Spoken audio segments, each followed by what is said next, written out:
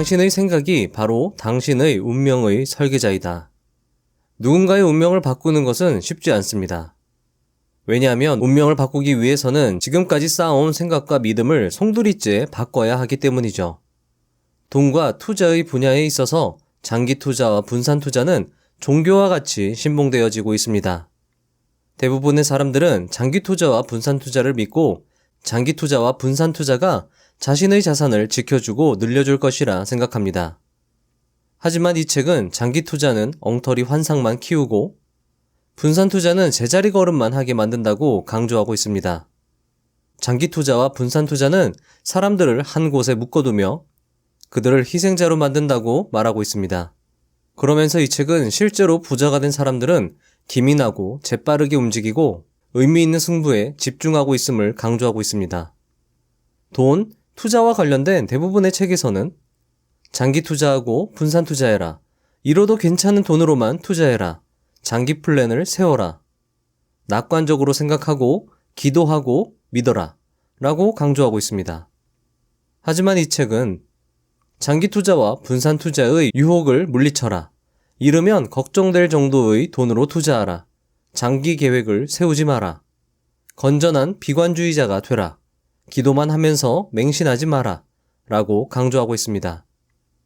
이 책은 지금까지 돈과 투자와 관련하여 널리 알려진 통념들이 맞고 당신이 그것을 충분히 이해하고 받아들이고 있음에도 당신을 비롯한 대부분의 사람들이 부자가 되지 못하고 있다면 그 통념은 틀린 것 아니냐 라고 묻고 있습니다.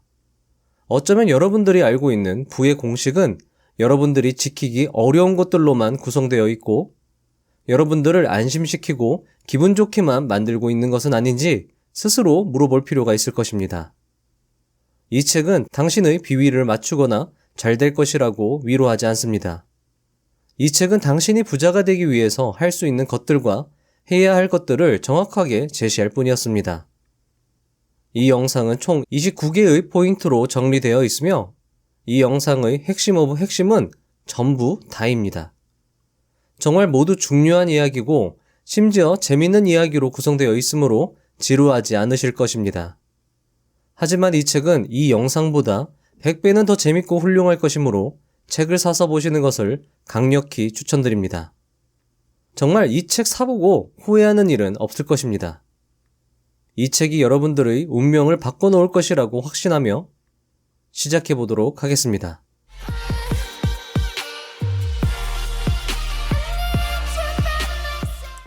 1.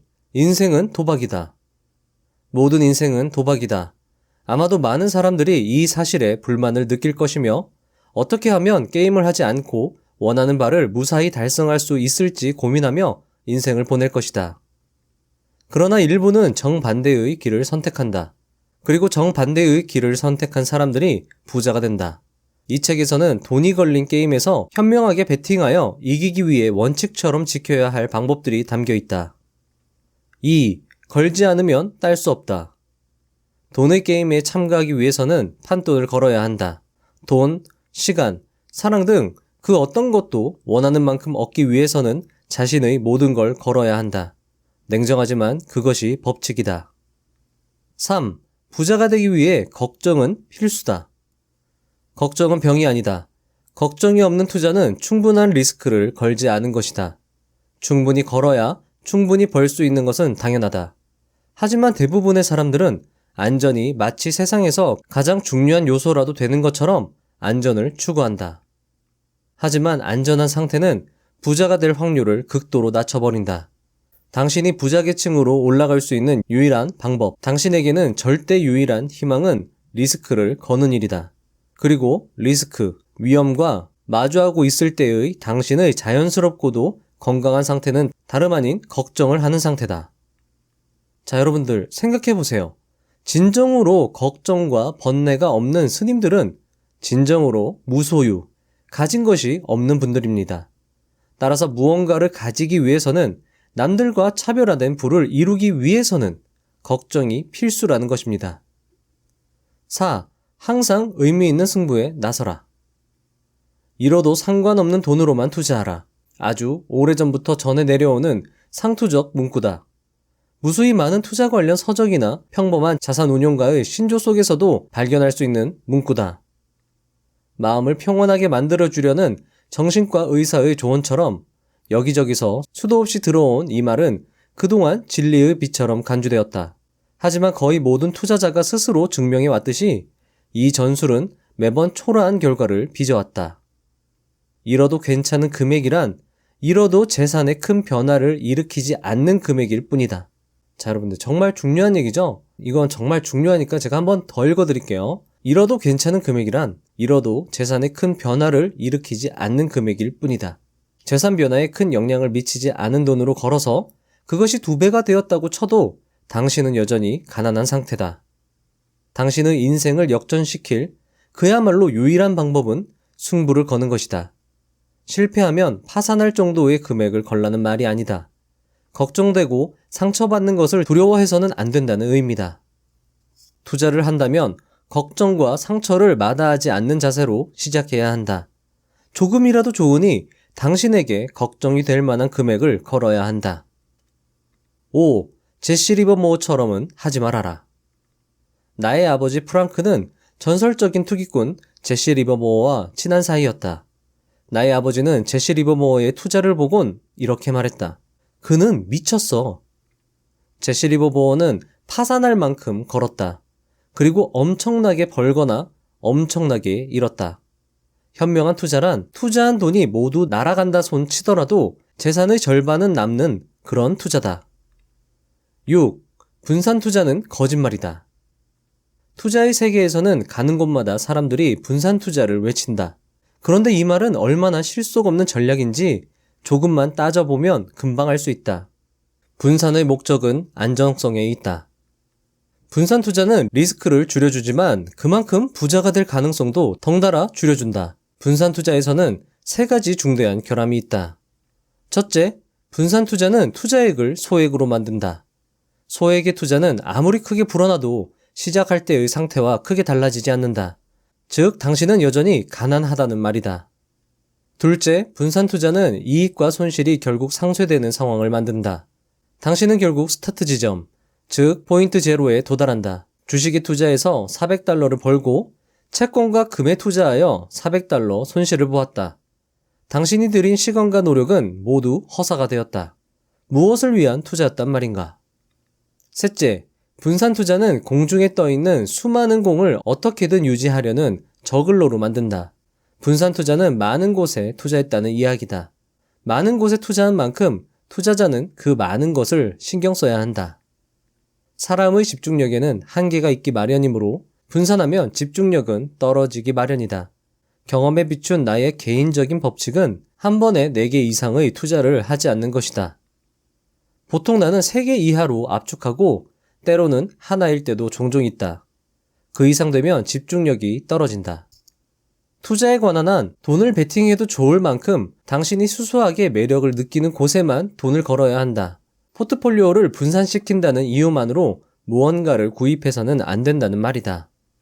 달걀을 한 바구니에 담지 마라가 초보자들이 신봉하는 격언이라면 부자들은 모든 달걀을 한 바구니에 담아라. 그리고 그것을 지키라고 말한다. 부자들 대부분은 집중 투자했던 사람들이다. 7. 당신이 돈을 버는 일에 신은 무관심하다. 저자는 신의 계획에 당신을 부자로 만드는 일은 포함되어 있지 않다고 뼈 때리는 충고를 합니다.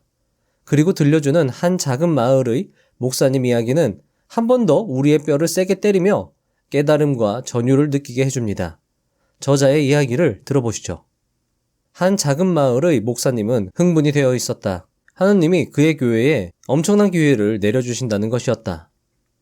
신도 중 한 명인 노신사가 재산을 정리하던 중 12에이커 정도의 경지를 오래전에 구입할 때와 같은 금액으로 넘겨줄 수 있다고 목사님에게 제안했다. 목사님은 이 제안에 감격했다. 교회는 지금까지 거의 자금이 없었다. 그런데 삽시간에 큰 돈을 비축할 기회가 찾아온 것이다. 마을의 부동산 가격은 매우 올라 있었고 바로 매각을 해서 차익을 만들거나 한두 개의 길을 만들어 4에이커씩 나누어 매각하면 보다 더 큰 이익을 얻을 수 있을지도 몰랐다. 나의 아버지는 이 소식을 들었을 때 참 기쁜 일이라고 목사님께 말했다. 단 그것은 현실적으로는 도를 넘어선 호재라는 말도 덧붙였다. 그의 경험으로 비추어 볼 때 통상적으로 즉석에서 큰 돈이 생긴다거나 확실한 이익을 얻을 수 있다는 이야기는 대개 속임수인 경우가 많았다. 아마추어 투자자는 항상 이 덫에 걸려들어 주머니를 털리고 허둥지둥 도망을 치는 신세가 되곤 한다. 목사님은 웃었다. 이것은 하느님으로부터의 선물이다. 하느님이 주시는 것을 그저 받아들이기만 하면 된다. 목사님은 전혀 걱정하지 않고 있었다. 시간이 상당히 흐른 후에 이야기의 결말을 듣게 되었다. 교회는 부동산 구입을 결정했고 필요한 허가를 신청하기 위해 시청으로 갔다. 그런데 건축물 검사관을 만나 날벼락 같은 말을 듣게 되었다. 그 땅은 조금만 파들어가면 완전히 습지라고 했다. 그동안 몇 명의 소유자들이 그 땅을 개발해 보려고 했지만 막대한 비용을 들여 배수처리 시스템을 설치하지 않는 한 시는 개발을 허가하지 않았다는 것이다. 그 이유로 그곳은 지금까지 개발된 적이 없었다는 설명이었다. 교회가 속임수에 넘어간 것이었다. 이 이야기의 교훈은 기도를 한들 부자가 되지는 않는다는 점이다. 만일 돈을 생각하면서 기도를 한다면 당신은 오히려 가난해질 가능성이 더 높아진다. 신이나 초자연적인 힘, 혹은 그 밖의 누군가가 당신에게 부를 가져다 주리라고 믿고 있으면 당신의 경계심은 느슨해져서 파멸로 향할 가능성이 그만큼 커진다. 만일 신이 존재한다고 하더라도 그 지고의 존재가 당신이 부자로 죽을지, 가난하게 죽을지에 대한 관심을 가지고 있다는 증거는 아무데도 없다. 실제로 성서에서는 건전한 크리스천으로서 가난한 쪽이 오히려 더 낫다고 설파하고 있다. 당신이 무엇을 믿든지 믿지 않든지 신이나 절대자는 당신의 투자 행동에 관심이 없으며 어떤 역할도 담당하지 않는다. 목사나 성직자, 랍비는 언제나 사람들에게 돈을 위해 기도하지 말라고 가르치고 있지만 그래도 많은 사람들은 돈을 위해 기도한다. 신이 자신의 지갑 속까지 지켜줄 것이라고 기대하는 것은 참으로 어리석은 태도다. 적어도 돈에 관한 한 신을 의지해서는 안 된다. 신이나 신통력, 미신의 도움에 기대는 것은 도움이 되지 않을 뿐 아니라 위험하기까지 하다. 그것은 당신을 걱정으로부터 벗어나게 하여 편안한 상태를 만들어주지만 지금까지 보아온 것처럼 이는 투자자의 바람직한 태도가 아니다. 뭔가 돈을 걸 때 기댈 곳은 오직 자신밖에 없음을 기억해야 한다. 자신 이외의 어떤 것에도 의지해서는 안 되며 오직 스스로의 판단력에만 의지해야 한다. 신은 당신에게 많은 것을 주었을지 모르지만 당신의 은행 구자에는 관심을 가지고 있지 않다. 그것은 당신의 문제다. 오직 당신만의. 8. 보이지도 않는 것을 어떻게 계획한단 말인가? 장기 계획은 미래를 관리할 수 있다는 확신을 갖게 만든다. 그러나 이것은 소름 끼칠 만큼 위험한 확신이다. 나는 다음 한 주를 희미하게 예상할 수 있다. 모든 상황의 연속성을 통해 대강의 예측을 할 수 있다. 그런데 기간이 1개월 후가 되면 시야가 상당히 흐려진다. 1년 후는 안개로 거의 보이지 않는다. 10년 후나 20년 후가 되면 완전히 보이지 않는다. 희미한 형태나 아웃라인을 그리는 것도 불가능하다. 그야말로 아무것도 안 보인다. 무엇을 위한 계획인지 모른다면 어떻게 의미 있는 계획을 세울 수 있단 말인가? 보이지 않는 미래를 계획하는 행동은 이루 말할 수 없이 어리석은 짓이다. 그래도 보험사의 영업사원이나 투자 자문을 하는 전문가들은 계획을 세우도록 부추기며 젊은 가족들은 거기에 호응을 한다. 장기 계획을 세우는 일은 칭찬할 만한 행동으로 여겨진다. 즐거움을 가져다 줄 것이다. 모든 이치는 질서정연하니 서둘러 장기 계획을 짜라고 몰아붙인다. 계획을 짜는 사람들은 현재의 경향을 연장하면 미래가 보인다는 터무니없는 엉터리 생각을 한다. 지금의 경향들 중 몇몇은 향후 20년 동안 의심할 여지가 없이 소멸하거나 혹은 정반대로 변할 것이다. 어떻게 될지 아무도 모른다. 완전히 새로운 경향이 나타날 것이며 꿈에도 생각하지 못했던 현상이 벌어질 것이다. 그러므로 장기 계획을 세우려 들지 마라. 그리고 당신을 위한 장기 계획을 타인에게 세우게 할 필요도 없다. 장기 계획은 당신의 인생을 회방만 놓을 것이다. 미래에 알 수도 없는 사태에 대처하기 위해 현재의 문제들을 정리하기보다는 사태가 실제로 모습을 드러냈을 때 대처하는 것이 훨씬 현명한 방법이다. 기회가 보이면 그 방향으로 나아가고 위험이 보이면 도망치면 된다. 돈에 관한 한 당신에게 필요한 유일한 장기 계획은 부자가 되겠다는 의지뿐이다. 미래를 위해 내가 할 수 있는 유일한 준비라고 말할 수 있는 것은 주식시장의 공부를 계속하는 일이다. 배우는 일과 개선하는 일을 계속하는 것뿐이다. 이런 애매한 것이 나의 계획이라면 계획이다. 확실성이 사로잡혀 가능성을 놓쳐서는 안 된다. 즉, 당신의 투자 대상이나 거기에 영향을 미치는 환경은 지금의 시점에서는 상상할 수 없는 방향으로 변화할 것이다. 계획에 손발이 묶여서는 안 된다. 9. 장기 투자는 엉터리 환상만 키운다. 자, 여러분들, 앞서 말씀드렸듯이 저자의 아버지와 제시 리버 보어는 친한 사이였기 때문에 그의 어록이 책에 많이 수록되어 있습니다. 제시 리버 보어 역시 추세를 추종하는 장기 투자를 구사하기도 하였지만 그는 장기 투자는 안전하고 단기 투자는 위험하다는 편견을 정면으로 부정하였습니다. 제시 리버 보어는 다음과 같이 말했습니다. 내가 단기적인 투기로 잃은 돈은 한 번 투자한 돈을 그대로 묻어두는 이른바 장기 투자자라 불리는 사람들이 입은 거액의 손실보다 훨씬 작은 것이다. 장기 투자자야말로 대단한 도박사들이다. 그들은 돈을 투자한 채로 놔두기 때문에 한 번 실패하면 모든 것을 잃을 가능성이 있다. 그리고 저자는 강조하여 이렇게 이야기합니다.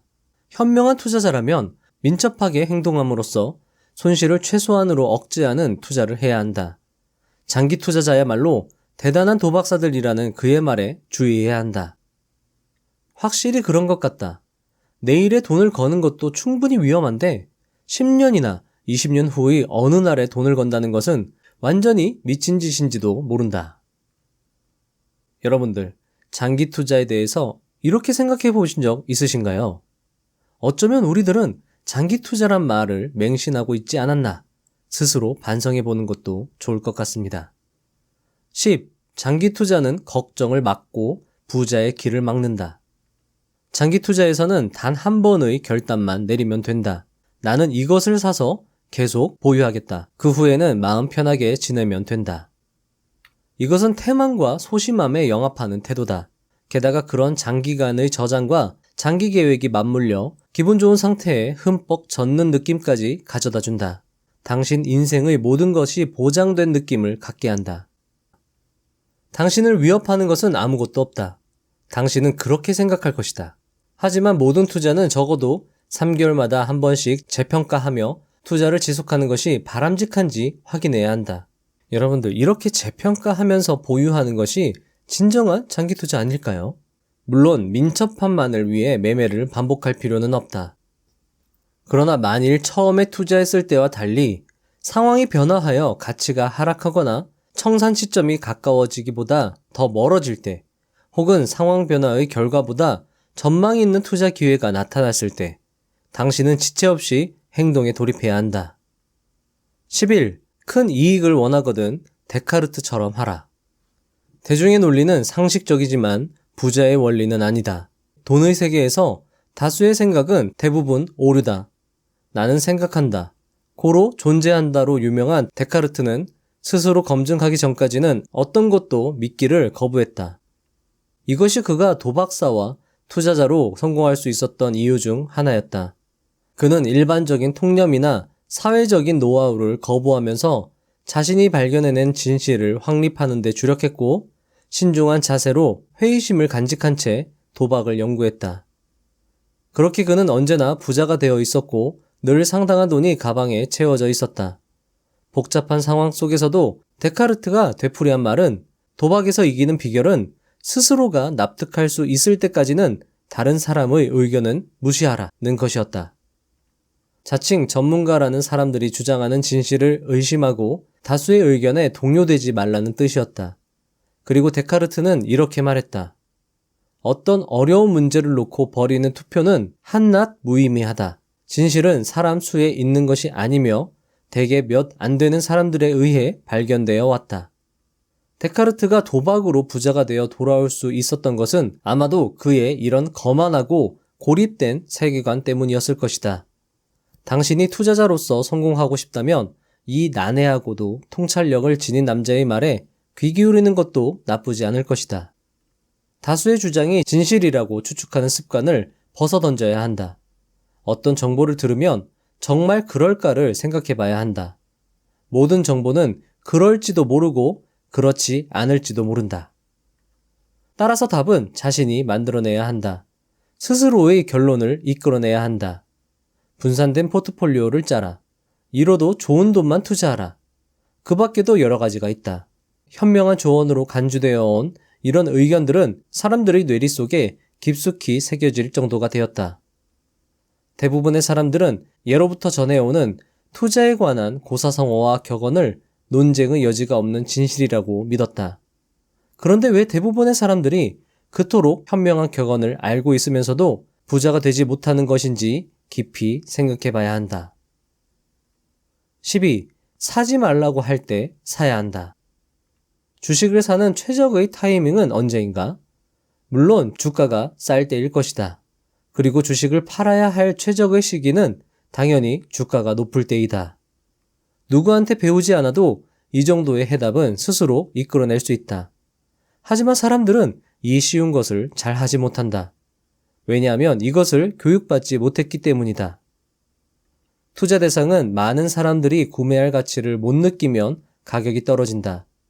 상대적인 매력이 없어 보이면 주가는 더 크게 하락한다. 즉, 중학생이 배우지 않은 위대한 역설은 사야 할 때는 다수의 사람들이 사지 말라고 할 때라는 사실이다. 13. 대다수가 사지 말라고 했던 주식. 공포에 매수하라는 흔하디 흔한 말이지만 참으로 실천하기 어려운 말입니다.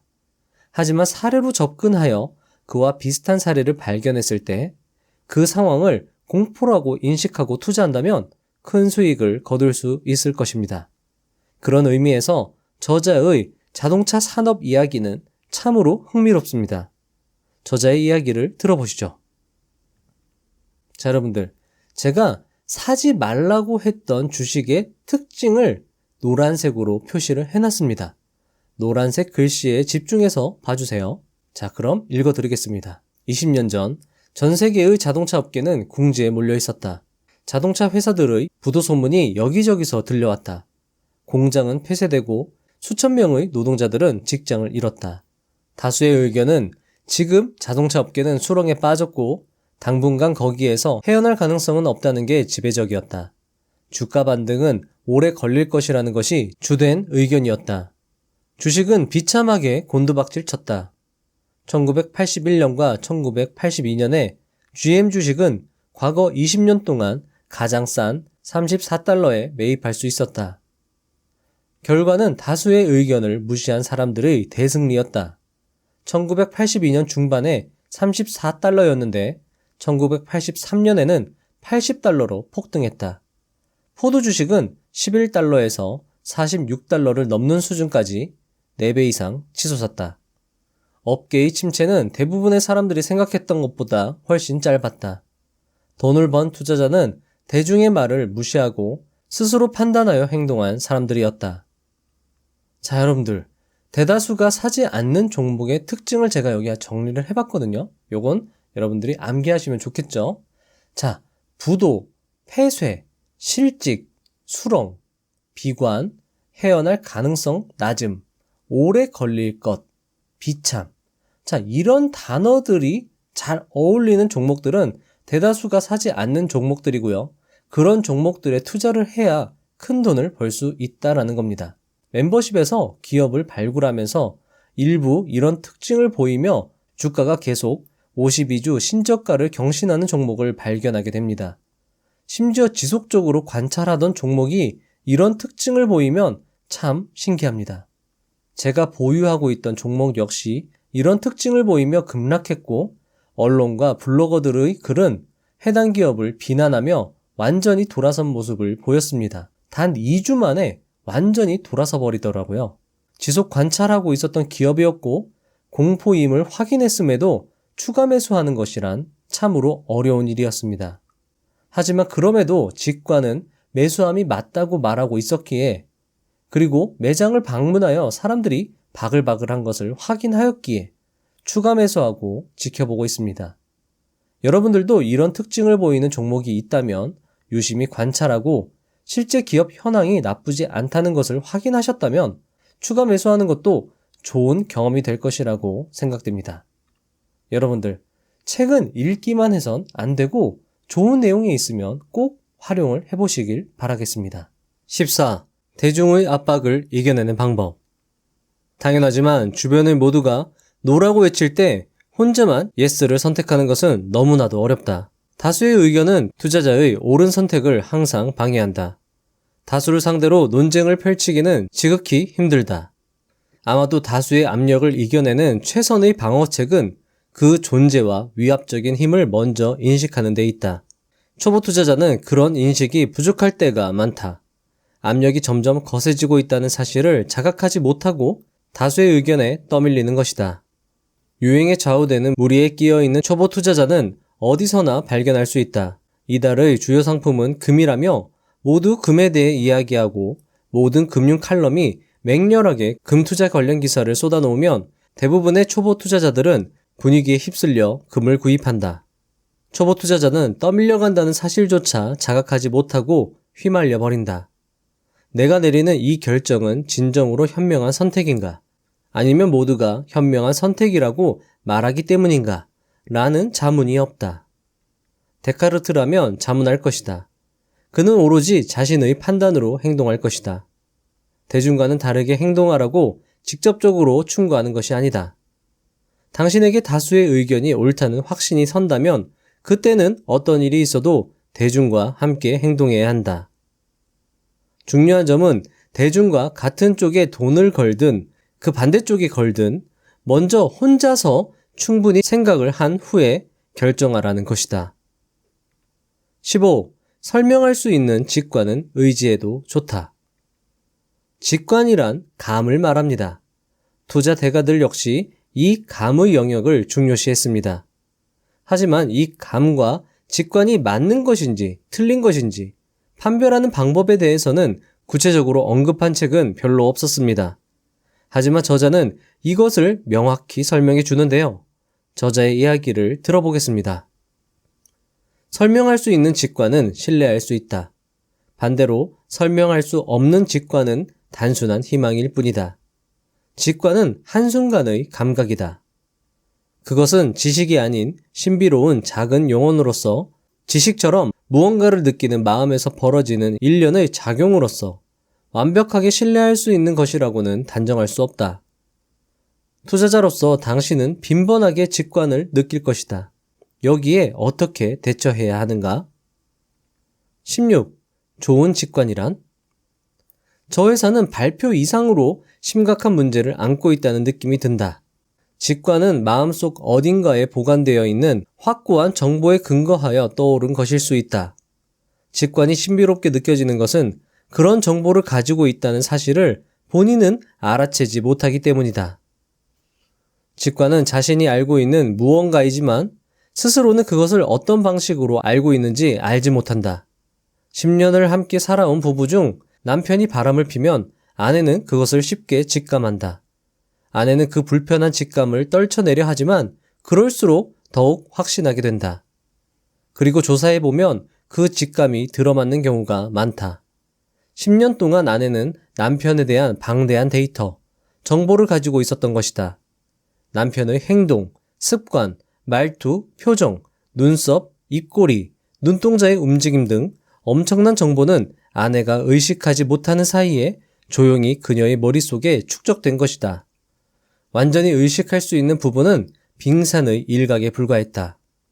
이러한 사례에서 우리가 얻을 수 있는 결론은 거대한 무의식의 데이터 뱅크에 정보가 집적되어 각각의 관계가 구축되면 복잡한 직관이 탄생한다는 사실이다. 잊어버렸다고 느꼈던 정보들에는 각각 평가의 꼬리표가 붙어 저장되어 있었던 것이다. 그런 일련의 정보가 하나로 모아져서 직관이 태어났을 것이다. 17. 좋은 직관인지 확인하는 방법. 직관을 느낄 때 맨 먼저 해야 할 일은 그 직관을 만들어낼 만한 거대한 데이터의 저장고가 당신 내부에 존재하고 있는지 자문해 보아야 한다. 충분한 공부를 해왔는지, 항상 취급하던 문제인지, 그 밖의 경제 동향과의 상관관계에 대해서까지 많은 지식을 흡수해왔는지 자문해야 한다. 만약 직관과 관련하여 내가 아무 지식도 없고 공부도 하지 않았다면, 또는 그 분야에서 오랜 시간 머물러 있지 않았다면, 그런 직관은 전혀 의미가 없는 것들이다. 그런 직관은 그저 몽상과 같은 것들이다. 아무런 의미도 없고 이는 뇌가 스스로 유희를 즐기는 한 방식일 뿐이다. 하지만 충분히 오랫동안 공부하고 경험했다면 직관은 너무나도 훌륭한 신호이며 그것이 당신을 부자로 만들어줄 것이다. 18. 부자는 건강한 비관주의자들이다. 낙관은 기대를 키우고 비관은 준비하는 테크닉을 키운다. 부자가 되려면 건전한 비관주의가 더 효과적이다. 낙관주의는 언제나 사람들에게 사랑을 받는다. 그들은 잘 될 거라고 믿고만 있으면 모든 일이 순조롭게 풀린다는 믿음을 신조로 삼고 있었다. 그러나 세상이 아무리 낙관주의를 옹호해도 당신의 개인적인 자산 형성만큼은 낙관주의의 역할에 대해 신중해야 한다. 왜냐하면 낙관주의는 당신의 걱정을 덜어내어 당신을 방심하게 만들기 때문이다. 낙관주의는 착오를 일으켜 당신에게 치명적인 위험을 불러올 수 있다는 사실을 명심해야 한다. 프로갬블러는 그 점을 잘 알고 있다. 낙관주의는 아마추어의 호주머니를 빈털터리로 만들 가장 효과적인 도구다. 포커에서 돈을 베팅하지 말아야 할 확률이 나오면 프로는 더 이상 돈을 걸지 않는다. 미련 없이 그 판을 포기하는 것이다. 그러면 그때까지 건 돈은 날아가겠지만 더 큰 손실로부터는 자신을 구원할 수가 있다. 하지만 아마추어는 낙관주의 때문에 혼란을 일으킨다. 아마 난 운이 따라줄 거야. 내가 이길 게 틀림없어. 프로는 낙관주의자가 돈을 베팅하지 말아야 할 상황에서도 낙관적인 판단으로 얼마나 쉽게 설득당하는지 알고 있다. 그래서 프로는 부자가 될 수 있는 것이다. 프로는 낙관을 하지 않는다. 그가 가지고 있는 것은 자신감이다. 자신감은 비관적인 상황을 건설적으로 활용하는 데서 생겨난다. 19. 상황을 확인하라. 사태를 파악하라. 투자의 세계에서 사태는 늘 보이는 만큼 심각하다. 그리고 많은 경우 보이는 것보다 더 안 좋을 때가 많다. 사태가 나빠 보일 때에는 정말로 심각하다고 생각하는 쪽이 돈의 세계에서는 훨씬 안전하다. 자신감은 최고를 기대하는 데서 나오는 것이 아니며 최악을 대처하는 기술을 터득하는 데서 생겨난다. 프로는 카드가 자신의 기대와 다를 경우 어떻게 해야 할지 알고 있다. 그는 돈을 잃지 않길 원하지만 단지 기대에 자신의 운명을 거는 일은 하지 않는다. 훈련을 한 후에 게임에 나가고 운이 따르지 않을 때는 분별력 있게 물러설 준비가 되어 있다. 건설적인 비관주의란 이런 경우를 두고 하는 말이다. 20. 매스컴과 전문가의 낙관주의를 경계하라. 언론과 전문가를 조심하라는 말은 식상할 정도로 많이 듣는 이야기입니다. 하지만 우리들은 여전히 언론과 전문가의 말에 귀 기울이고 그들의 말을 무의식적으로 수용합니다. 저자는 우리가 그렇게 할 수밖에 없는 이유를 설명하고 그에 대한 대책을 마련해 주는데요. 이 책은 이런 면에서 최고라고 할 수 있습니다. 저자의 이야기를 들어보시죠. 투자자들이 귀를 기울이는 쪽은 대부분 낙관론자의 의견이다. 그들의 말이 훨씬 더 기분 좋게 울려 퍼지기 때문이다. 따라서 매스컴에 등장하는 칼럼 리스트들은 항상, 아니 거의 절대적으로 강세장을 예측하는 사람들이 많다. 우리의 주변에는 많은 낙관주의자들이 있다. 당신의 머릿속에도 끈덕진 낙관주의가 틀림없이 또아리를 틀고 앉아 있을 것이다. 거기에 주의해야 한다. 낙관주의에 대비하기 위해서는 자기 내면의 나침반이 낙관주의 쪽으로 기울어질 수 있다는 사실을 인식하고 그 위험에 대한 경계를 늦추지 않아야 한다. 어느 순간 낙관적인 기분에 휩싸인다면 그 좋은 느낌이 사실에 근거해 정당화될 수 있는지를 먼저 판단해보라. 적어도 절반은 정당화되지 않을지도 모른다. 21. 욕심으로 부자된 사람은 없다. 투자 세계의 아마추어는 그렇게 행동하며 어디에서나 마찬가지다. 그 원인은 과욕에 있으며 만일 과욕을 극복하고 자기 관리만 할 수 있다면 부를 추구하며 경쟁하는 99%의 경쟁자들보다 당신은 훨씬 탁월한 투자자가 될 것이다. 그러나 실천하기는 꽤 어렵다. 과욕은 인간의 심리에 뿌리 깊이 스며 있기 때문이다. 22. 과욕의 치명적인 위험성. 과욕이란 과잉 욕망, 즉 항상 더 많이 갖고 싶어하는 마음을 의미한다. 자신이 당초에 원하고 기대했던 것 이상으로 바라는 것을 의미한다. 그것은 욕망의 제어 능력을 상실했음을 의미하기도 한다. 과욕이란 욕망이 극도로 팽창된 자기 파괴적인 상태를 말한다. 한번 품은 욕망이 뒤틀려 그것이 충족되지 않으면 도저히 참아낼 수 없는 상태가 된다. 그 상태가 과욕을 만든다. 과욕은 무시무시하고 혐오스러운 것이다. 그것은 가장 경계해야 할 투자자의 적이다. 23. 과욕을 억제하기 위해서는 대부분의 과욕은 일시적인 행운에서 찾아온다. 애초에 $1,000로 $3,000만 벌었으면 좋겠다고 기대했던 투자자들은 일시적인 행운으로 $10,000까지 벌게 되면 투자를 중단하지 못한다. 그리고 무리수를 두어 벌었던 돈을 모두 잃고 만다. 그래서 카지노의 손님들은 신나게 벌었음에도 결국 나갈 땐 빈손으로 나간다. 그들은 하나같이 이렇게 중얼거린다. 몇백 달러만 더 따면 $10,000였는데. 그럼 우리는 어떻게 해야 하는가?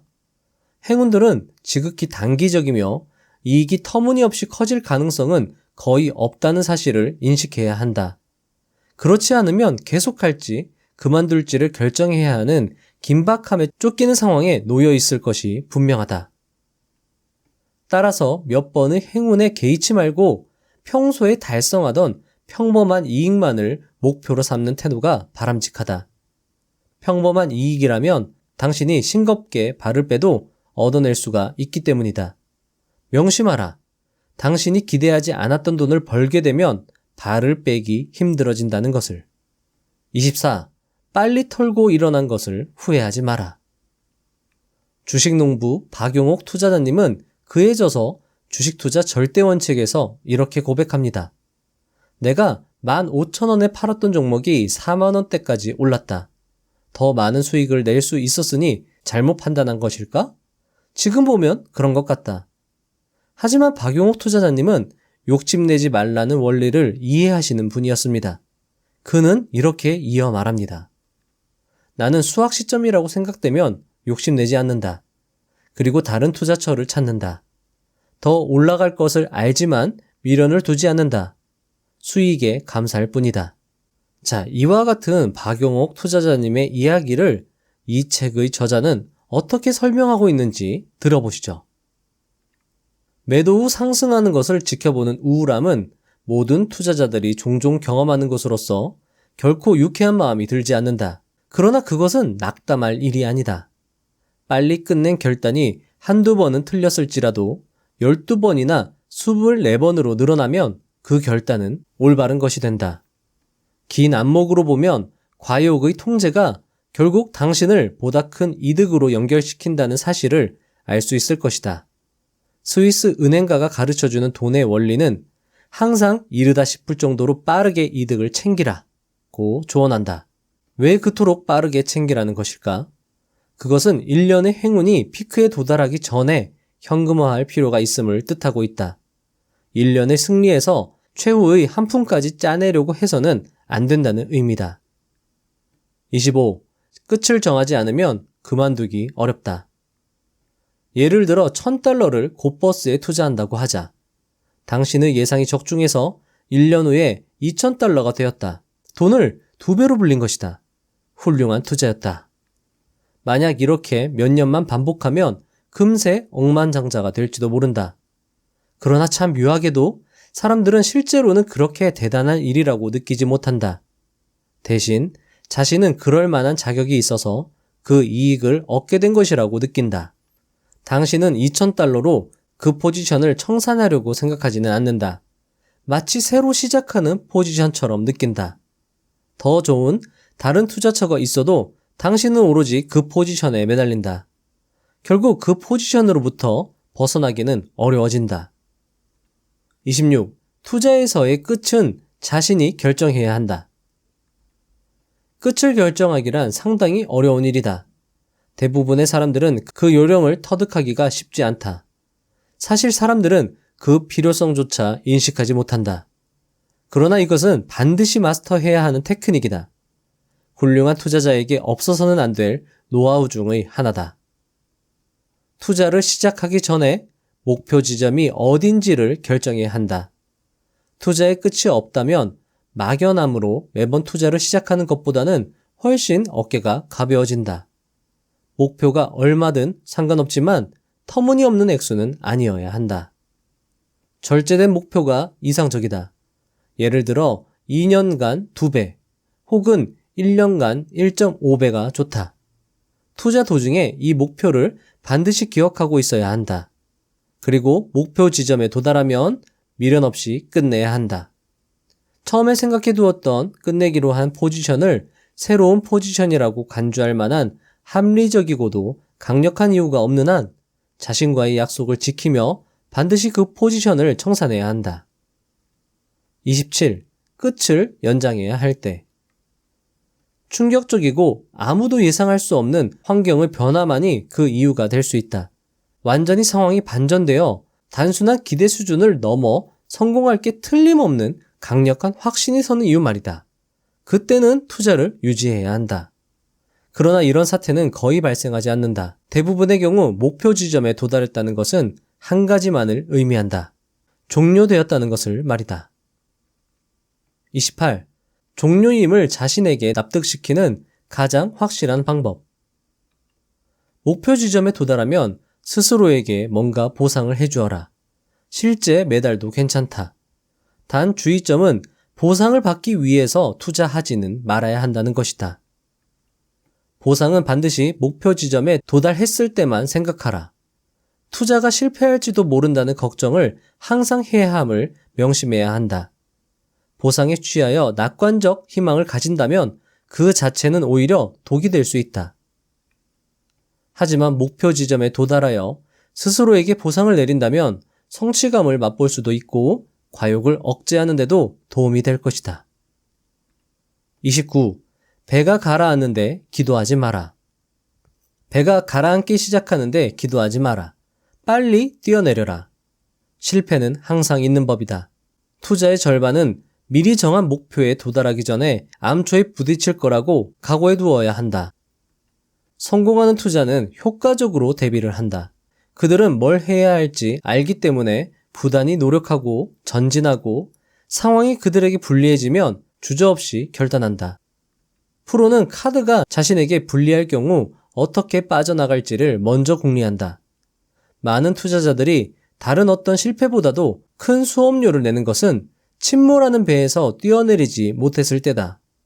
따라서 작은 손실은 인생의 현실로 달게 받아들일 줄 알아야 한다.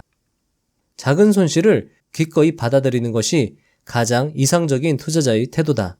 작은 손실은 큰 손실로부터 우리를 지켜주기 때문이다.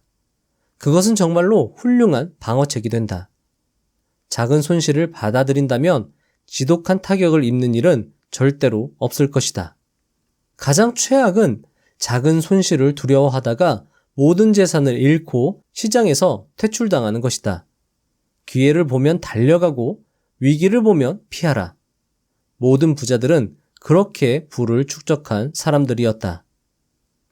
마치며 해당 책은 이 영상에서 설명하지 못한 12개의 돈의 원리와 16개의 보조 원리에 대해서 구체적으로 설명하고 있습니다.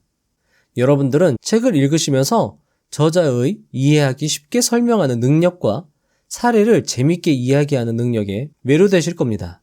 이 책은 정말 재밌었고 발상의 전환이 무엇인지 보여주는 정말 뼈 때리는 유익한 책이었습니다. 정말 진심으로 강추드립니다. 그리고 지금과 같은 하락장에서도 향후 있을 상승장에서도 이 책에 나오는 원리들은 매우 유용할 것이므로 암기할 정도로 숙지하시면 좋을 것입니다. 긴 영상 시청해 주시느라 너무 고생하셨고 그만큼 여러분들의 자질과 능력이 향상되었을 것이라고 생각합니다. 그럼 다음에 더 좋은 영상으로 찾아뵙겠습니다. 감사합니다. 부자가 되는 지름길로 저와 함께 달려가시죠.